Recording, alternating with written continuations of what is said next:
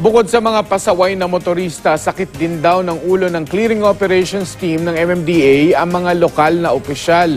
Sa Quiapo, Maynila, may outpost pang nakahambalan sa bangketa. Narito ang report.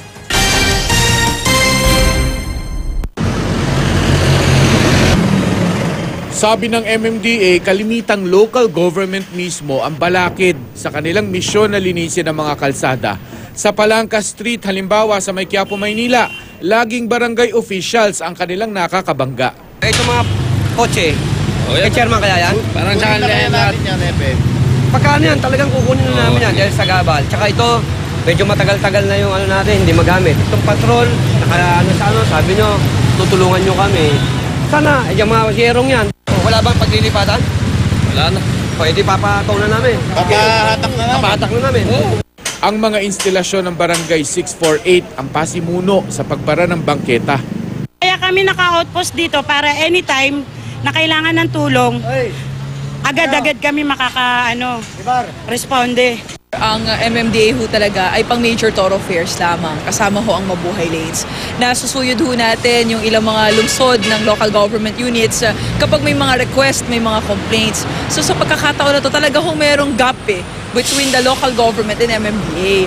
Masisisi mo raw ba ang mga residenteng gumagaya lang sa ehemplo ng kanilang mga opisyal? May mga pagkakataong ramdam ng MMDA na kontrabida silang dumarayo sa barangay. Bakit ka nagbabanta? May kulang-kulang to sir hindi marunong gaano magsalita yan, bulol yan. May kulang-kulang, kita naman ng Ikaw kasi pag Di kalayuan, sa Palangka pa rin, ang hanay naman ng stalls na sumakop na sa buong bangketa. City Hall naman ang ipinapanangga ng mga vendor laban sa clearing operation.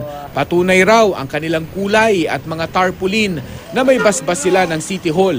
Hindi guarantee yan dahil nakalagay na ganyan, allowed. Dapat meron tayong kaukulang papel. Siguro ho, kailangan din ho nilang liwanagin sa amin kung ano ho yung mga areas na pwedeng pagtindahan sa area nila. At kung meron man po, wag naman ho nilang sakupin yung buong kalsada. Barangay chairman din ang pumagitna para hindi matuloy ang pag-iba ng mga stall. Salamat po. Okay na ha? Okay na ha? Thank you ha. Thank you sir. Isang linggo ha? Maliwanag yun. Sige sir. Nakikiusap ang MMDA sa mga local government unit na makisama naman sa paglilinis ng kanilang mga nasasakupan para malalaking highway na lang ang pagtutuunan ng kakaunti ng tauhan ng MMDA.